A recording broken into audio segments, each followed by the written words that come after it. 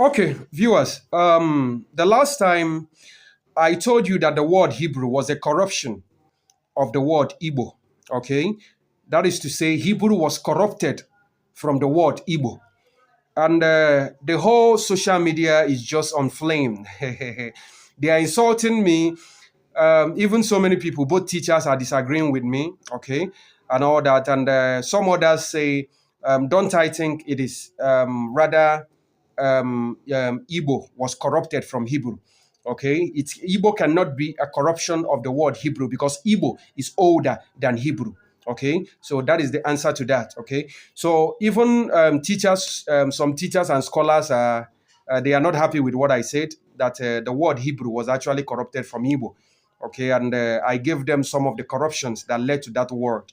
Okay, they are not happy with it. Okay, so today I am here to prove it. Okay, that is why I have come today.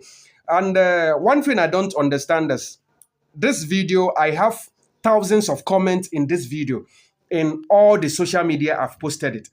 And it will interest you to know that 99 of those comments are coming from the Yorubas. But I'm talking about the Igbos. What is the business with the Yorubas in this topic I am talking about? They have no business in this. I don't know. Could I just... They are just on my inbox. They are just in my comment section insulting me. So could I call this envy or something? Because, you know, when you envy somebody at a time, you become a witch. Okay? Yes, even the Bible talked about it. When you envy somebody at a point, you become a witch. Okay?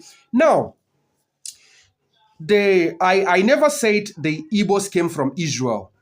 I never said that. Okay? Now, also, it will interest you to know that when you talk about Hebrew, when you talk about Jews, okay, those people in the context of the Bible were like your ancestors. They were like your fathers. They had black skin. Very important. So you don't misunderstand me.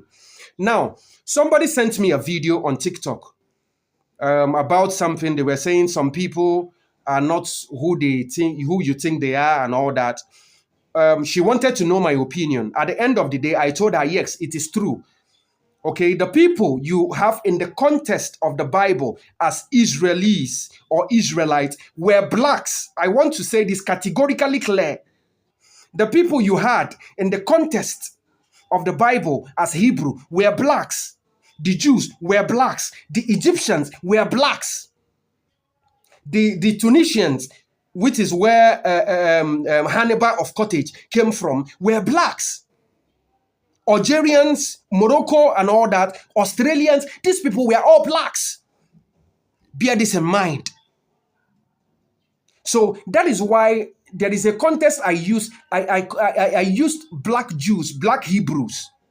I used that clause, black, because so many people are not awake. That was why I used that concept to tell you that I was able to draw a distinct line between what you're having now and what you were having.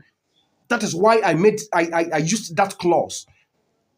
Please, yes, I understand and I admit to the fact that when it comes to religion, I try to mime it a little. Okay, there are certain things I try to hold back. Okay, because I believe it's a gradual process.